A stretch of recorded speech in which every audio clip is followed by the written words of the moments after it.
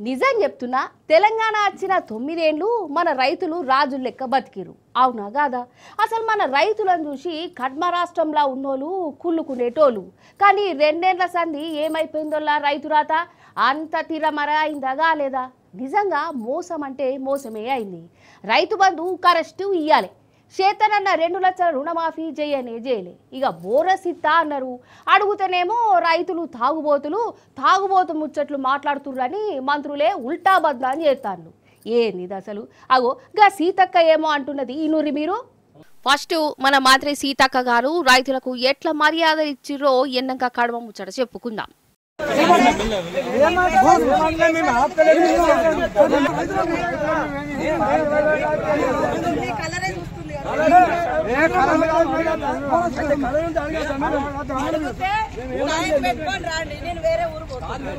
ఆయనతో 2 తాగిన వాళ్ళు ఉన్నారు. వచ్చి సడన్ గా బండికి అడ్డం పడితే దాని కింద పడి చచ్చిపోతే ఎవరు బాధ్యత? అట్లాంటి వాళ్లకు బుద్ధి రాకుంటే ఎట్లా? మేము ఒక పరామర్శకు పోతున్నాము, ఒక చనిపోయిన కాడికి 4 వేసుకొని అడ్డం వచ్చి దాని రైతుల పోరాట, రైతులకి మేము ఏమన్యాయం చేసినాం? ఇన్నరా ఏమన్నదో? రైతులట తాగుబోతు రైతులు ఈమెను ఆపుతున్నారట. గిది తరికగల ముచ్చట్నే ననుల్లా. అయితే కామారెడ్డి జిల్లా రామారెడ్డి ఊరికి సీతక్క వచ్చిందోల్లా. అంతనే కొందరు రైతులు మాకు బోనస్ ఇస్తా అన్నారు, ఏది బోనస్ అని నిలదీసిర్రు. గంతే కథమిగా సీతక్కకు కోపం బాగా వచ్చింది. బోనస్ ఏది అని అడిగినందుకు రైతును తాగుబోతు అని బద్నాం చేసింది. గంత ఘోరమానోల్లా.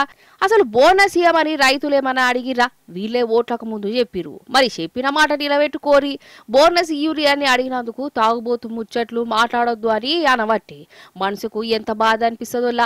కానీ ఎంత మోసమైంది చూడు. అసలు రైతు బంధు చక్కగా ఇచ్చిందే లేదు, రుణాలందరికీ మాఫు చేయలే. యూరియా కష్టాలు కండ్లారా చూసినాం.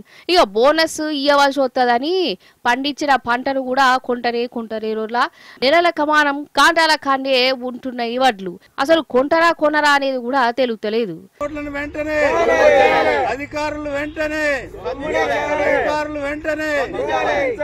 వడ్లు సూపర్ ఉన్నాయి సార్, గానీ ఈ కొనం అని అంటారు. ఈ వడ్లకి ఏమైంది? దీనికి ఏమొచ్చింది? మరి మా పరిస్థితి ఎట్లా? మేము చాలా ఎట్లా ఇది? మరి మా పరిస్థితి ఎట్లయినా కొంటామని మొలకొచ్చిన కొంటామన్నారు, నల్లగొచ్చిన కొంటామన్నా, మేమే కొంటాం, గవర్నమెంటే కొంటాం, ఎటుపోవద్దు, ప్రైవేట్ లో అమ్మొద్దు, మేము బోనస్ ఇస్తామని అన్నారు. ఏమైనా అప్పులు కట్టుకోవాలా? ఎక్కడ బాకీ తెచ్చి పెట్టుకుంటారా? మా ఇంట్లో పైసలు అయితే కాదు, అప్పేటి పళ్ళు మొత్తం.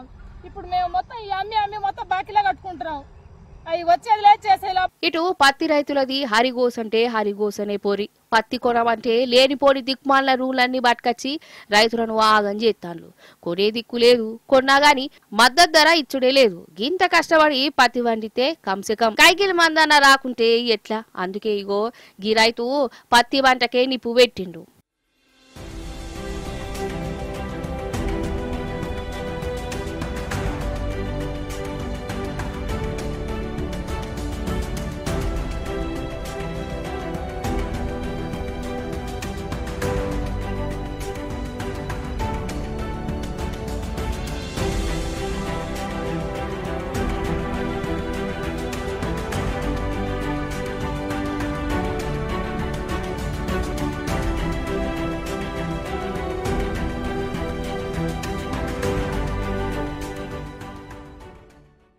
మన తెలంగాణలో ఇప్పుడు మన రైతుల పరిస్థితి అసలు ఎన్నడన్నా అనుకున్నామా గిట్లా మారిపోతుందని? అసలు నన్ను అడిగితే షేయిపాటి అధికారంలోకి వచ్చినాక అందరికంటే ఎక్కువ మోసపోయింది రైతులే. ఓట్లకు ముందు వీళ్ళకు ఎన్నో ఆశలు పెట్టిరు. ఇవిత్తం అని ఉద్దర ముచ్చట్లు బొచ్చడి చెప్పిరు. ఆఖరికేమే ఓడెక్కేదాకా ఓడమల్లన్న, ఓడెక్కినాక బోడి మల్లన్న లెక్క చూడబడితిరి ఈ రైతులను.